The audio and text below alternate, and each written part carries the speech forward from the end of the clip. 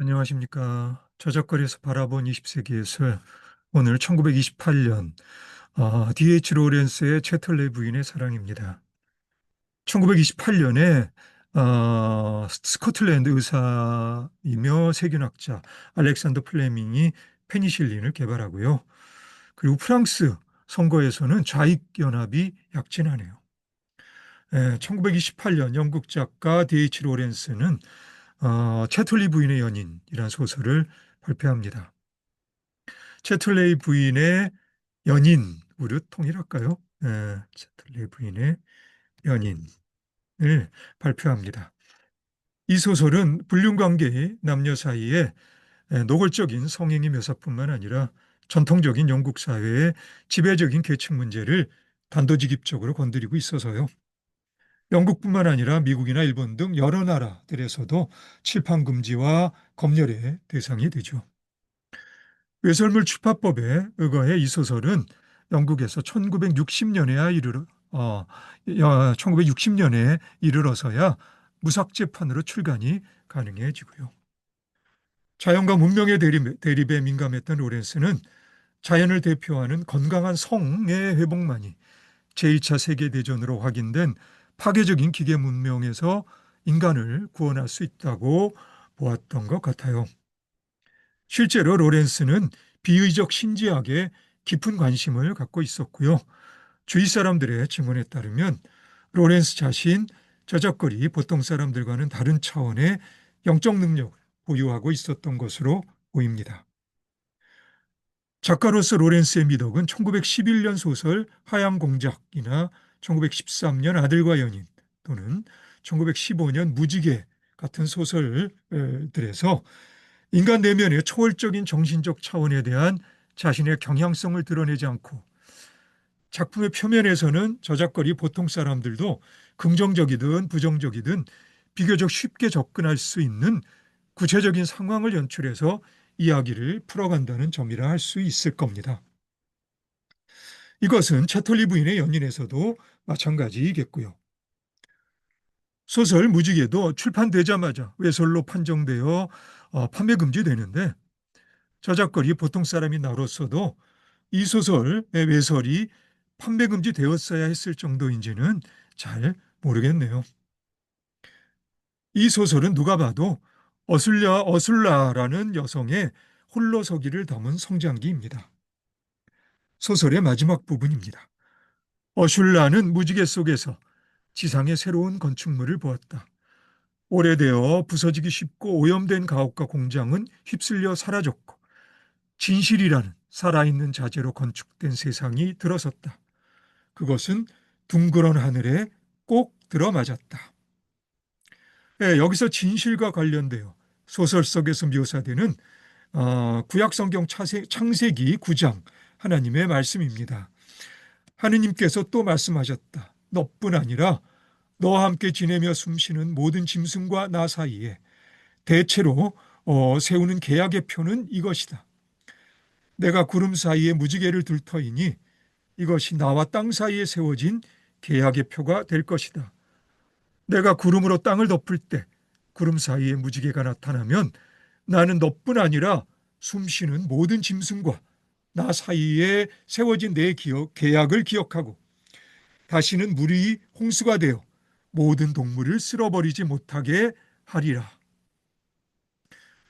저작거리 보통 사람들에게 당연시되는 이항대립적 사고방식, 가령 귀족과 평민, 남성과 여성, 인간과 짐승, 하늘과 땅, 정신과 물질 등의 구별로부터 신비주의적 일체로서 융합이라는 연금술적 믿음을 일상의 삶 속에서도 놓지 않았던 것으로 보이는 로렌스는 저작거리의 감각적 욕망과 세속적 가치를 넘어서서 인간 내면의 초월적 차원을 지향하는 문학적 기여에 대한 믿음 또한 평생 유지했던 것으로 보입니다. 그의 채털리 부인의 연인이 저작거리에서 베스트셀러가 되는 풍속사적인 사정과 관련해서 소설가 김기진이 1928년 신문에 기고한 통속소설거를 고를 참조해도 좋을 듯 싶네요. 계급문학의 소설이 널리 읽히지 않은 패단을 시정하기 위해서 그 특징을 받아들인 작품 속의 작품을 이룩할 필요가 있다고 했다. 이런 맥락에서 로렌스가 1929년에 펴낸 시집 펜지꽃들에 실린 시 제대로 된 혁명, A Sane Revolution은 주목할 만합니다. 인터넷에서 받아와 인용하겠습니다. 혁명을 하려면 제대로 하라. 소름 끼치도록 심각하게는 하지 마라. 너무 진지하게도 하지 마라. 그저 재미로 하라. 사람들을 미워하기 때문에 혁명에 가담하지 마라. 그저 그들의 눈에 침이라도 한번 뱉기 위해서 하라.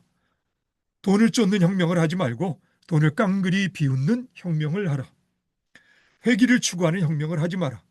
오히려 너무 획일적이었으므로 혁명을 하라. 사과 실린 수레를 뒤집고 사과가 어느 방향으로 굴러가는가를 보는 것이 얼마나 즐거운가. 노동자 계급을 위한 혁명을 하지 마라. 우리 모두가 자격으로 괜찮은 귀족이 되는 그런 혁명을 하라. 즐겁게 도망치는 당나귀들처럼 뒷발질이나 한번 하라. 어쨌든 세계 노동자들을 위한 혁명을 하지 마라. 노동은 이제껏 우리가 너무 많이 해온 것은 아닌가. 이제 우리 노동을 폐지하자. 우리 일하는 것에 종지부를 찍자. 일은 재미일 수 있다. 사람들은 일을 즐길 수 있다. 그러면 일은 노동이 아니다. 우리 노동을 하자. 우리 재미를 위한 혁명을 하자. 이 시집이 피었다가 시드는 펜지꽃 한 다발이지 영원히 시들지 않는 꽃으로 엮어진 월계관은 아니라고 생각한 D.H. 로렌스는 저작거리의 보통 사람인 나의 눈에도 다름이 아니라 결국 하나임이라는 초월적이면서 생태주의적 우주관을 삶과 예술에서 그 성과 여부를 떠나서 실천하려 했던 작가였던 것으로 그렇게 나는 생각됩니다. 1928년 스페인 그라나다에서 태어난 작가 페데리코 가르시아 로르카는 그 지역 안달루시아 민요의 영향을 받아 쓴 18편의 시를 엮어 집시 시집 로만체로 지타노를 출간합니다. 안달루시아 지역 집시들의 삶을 상투적인 시적 구절들이 아닌 시인의 직관적 감성으로 표현하고자 시도한 작업이었다 말할 수 있는 시집입니다. 로만체로는 사행이나 육행으로 짜여진 일정한 리듬과 운율이 돋보이는 스페인의 고전적인 시 형식을 가리키고요. 안달루시아 집시들에게 두엔데라는 표현은 특별한 것인데요. 우리말로 번역하면 하늘, 기본 정서로 한 신내림의 경지 정도의 의미가 되겠습니다. 로르카의 집시 시집에는 이 두엔데의 느낌이 배어있는 듯 싶고요.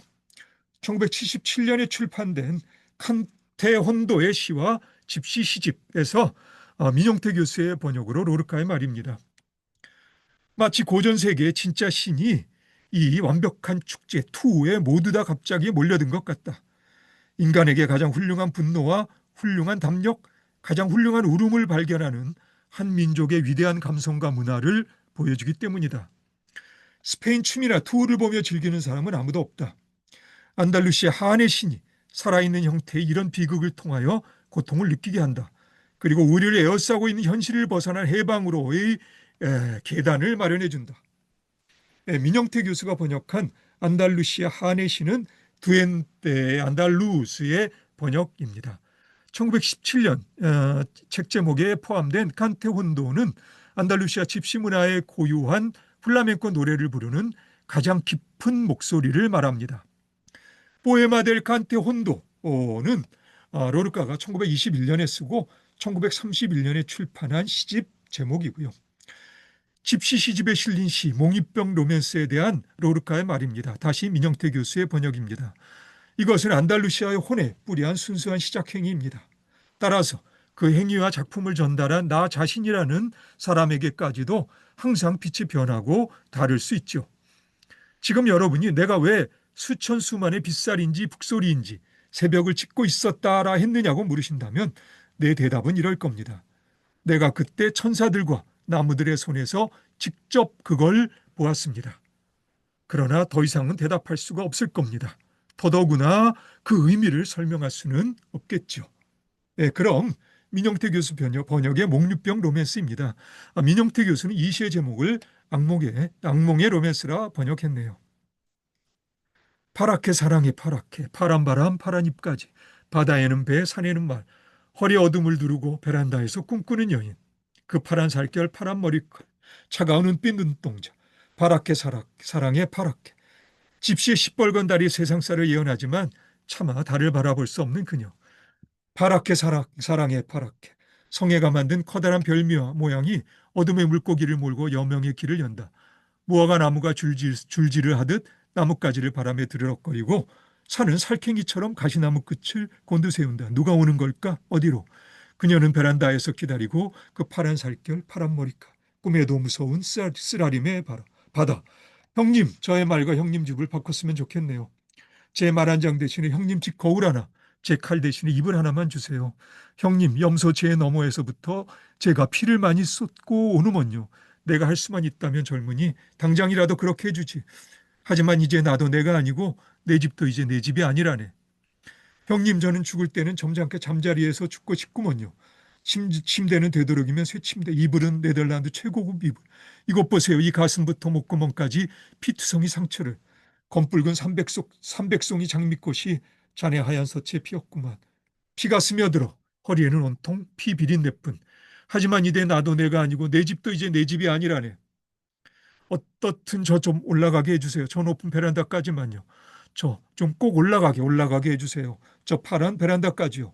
달이 있는 베란다 난간에 물소리가 메아리 치네요. 마침내 두 친구가 위로 올라간다. 그 높은 베란다 있는 곳까지. 줄줄 핏자국을 남기며 줄줄 눈물 자국을 남기며 지붕 위에서는 양철들이 떨고 있었다. 수천 수만의 빗살인지 북소리인지 새벽을 찢고 있었다. 파랗게 사랑해 파랗게 파란 바람 파란 잎까지 파란 잎까지 두 친구가 위로 올라갔다. 긴 바람이 입에 씁쓸하고 야릇한 입맛을 남겼다. 박하 냄새 여기풀 냄새 같기도 한 형님 어디 있습니까? 어디요? 그 불쌍한 형님 딸이 어디 있습니까? 자네를 얼마나 기다렸는데 그 상큼한 얼굴 그 검은 머리칼로 이 파란 베란다에서 큰 비물바지 통 표면에 집시 아가씨가 떠들고 있었다. 파란 살결 파란 머리칼 차가운 눈빛 눈동자 달빛 한 줄기 고드름이 되어 그녀를 물 위에 떠받들고 있었다. 밤은 그녀를 아우르며 자그마한 안방 마루처럼 아늑하게 감쌌다. 술 취한 민병대 몇 명이 쾅쾅 대문을 두들겼다. 파랗게 사랑해 파랗게 파란 바람 파란 잎까지 바다에는 배 산에는 말. 로르카의 집시 시집은 스페인 국가문학상을 수상하면서 투와 플라멩코를 좋아하는 스페인의 저작거리 보통 사람들에게도 널리 알려지고요.